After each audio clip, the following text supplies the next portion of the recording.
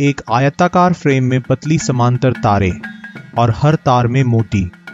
Abacus सबसे पहले आकलन यंत्रों में से एक है। कई लोगों ने तो इसे आधुनिक कंप्यूटर के पूर्वज की संज्ञा भी दी है। इकाई, दहाई, सैकड़ा जैसे अलग अलग मात्रा प्रत्येक तार को सौंपे जाते और इस प्रकार संख्याओं की एक विस्तृत श्रृंखला को केवल कुछ मोती द्वारा दर्शाया जा सकता। सामान्य अंकगणित संचालन करने के लिए मोती को आसानी से नियंत्रित किया जाता।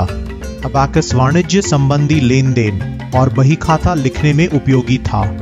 इसका उपयोग आज भी चीन के कई स्थानों में किया जाता है। 1614 में स्कॉटिश गणितज्ञ जॉन नेपियर ने लोगैरिथम के सिद्धांतों को औपचारिक रूप दिया। दो संख्याओं के गुणनफल का लोगैरिथम उन्हीं दो संख्याओं के जोड़ के लोगैरिथम के बराबर होता है। लोगैरिथम की इस सिद्धांत ने एक गुणन की समस्या को एक जोड़ के समस्या में बदल दिया। गुणन से जोड़ के इस रूपांतर ने मशीनीकरण की संभावना को आसान बनाया। यकायक दो 10 अंक संख्याओं का गुणन उन्हीं दो संख्याओं के जोड़ने जितना सरल था। वैज्ञानिकों ने जल्द ही कठिन गणनाओं के लिए इस नई प्रगतिशील तकनीक को अपनाया।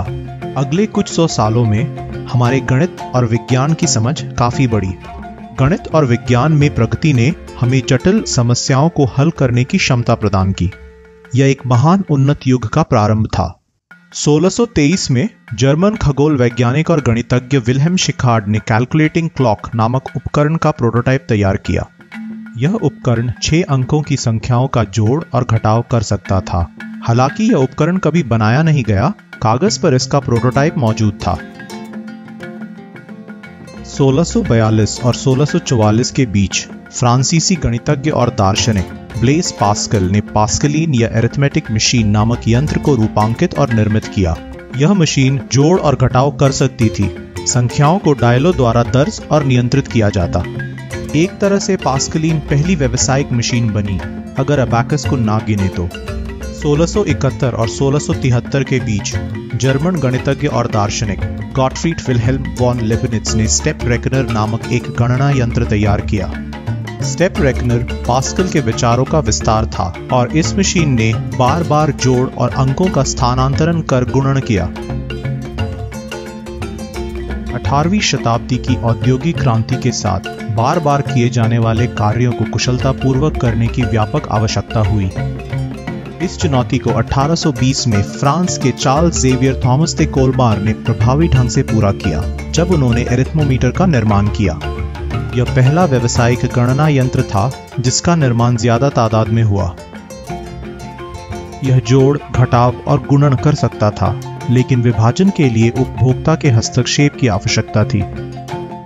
लीबनिज की तकनीक पर आधारित एरिथमोमीटर बेहद लोकप्रिय हुआ। आधुनिक कैलकुलेटर के क्रेडिट कार्ड के आकार से विपरीत यह काफी बड़ा था, एक डेस्कटॉप जितना बड़ा। एरिथमोमीटर जैसे यंत्र 1820 के बाद भी लोकप्रिय बने रहे और संभावित व्यावसायिक उपयोग के लिए उनकी क्षमता को लोगों ने अच्छी तरह से समझा। 19वीं शताब्दी के दौरान निर्मित कई अन्य उपकरणों ने भी बार बार किए जाने वाले कार्यों को लगभग स्वचालित किया, लेकिन इनमें से किसी भी यंत्र का उपयोग कंप्यूटिंग में नहीं हुआ। इनमें एक बड़ा अपवाद था जक्वार्ड लूम। इसका आविष्कार 1804 और 1805 के बीच एक फ्रांसीसी बुनकर जोसेफ मरी जक्वार्ड द्वारा किया गया। इस कपड़े बुनने के करघे को पहला वास्तविक सूचना प्रसंस्करण यंत्र या इंफॉर्मेशन प्रोसेसिंग डिवाइस भी कहा जा सकता है। यह करघा विभिन्न रंगों के धागों को खींच अलग अलग तारों की श्रृंखलाओं के द्वारा नए स्वरूप के कपड़े बुनता। प्रचालक छिद्रित पत्तों द्वारा तारों की गति को नियंत्रित करता, जिससे बुनाई का स्वरूप बदला जा सके। इसके अलावा करघा पत्ता वाचन यंत्र से लैस था। शटल फेंके जाने पर हर बार एक छिद्रित पत्तों की गड्डी से एक नया पत्ता फिसल जाता। इससे जटिल बुनाई की प्रक्रिया अब स्वचालित हो गई। करघा के बारे में असाधारण बात यह भी थी कि इसने रचनात्मक प्रक्रिया को एक परिश्रमी बुनाई के चरण से हटाकर एक पत्ता छिद्रन चरण में स्थानांतरित किया। एक बार पत्ते छिद्रित और संकलित किए जाने के बाद रचनात्मक प्रक्रिया पूरी हो गई। अब करघा स्वचालित रूप से नए स्वरूप के कपड़े बुनता। इस प्रकार जक्वार्ड करघा कपड़ों के विभिन्न स्वरूप के लिए छिद्रित पत्तों की गड्डी द्वारा प्रोग्राम किया जाता।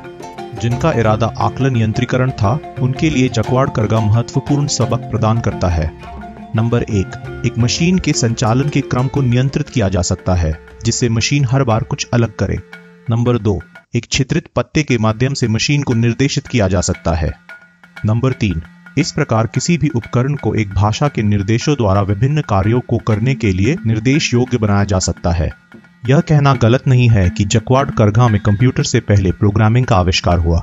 मशीन और प्रोग्राम के बीच करीबी संबंध कुछ 20 साल बाद जाहिर हुए जब पहले कंप्यूटर का आविष्कार चार्ल्स बाबाज ने किया। चार्ल्स बाबाज के आने से पहले कंप्यूटर उस व्यक्ति को कहते थे जिसका काम संख्याओं को जोड़ना, घटाना और परिणाम तालिका में दर्ज करना था। वास्तव में यह एक विशाल संख्या परियोजना ही थी जिसने चार्ल्स बाबाज को कंप्यूटर बनाने के लिए प्रेरित किया। नेपोलियन बोनापार्ट ने 1790 में एक परियोजना शुरू की जब उन्होंने माप की पुरानी शाही प्रणाली को एक नई मीट्रिक प्रणाली में बदलने का आदेश दिया।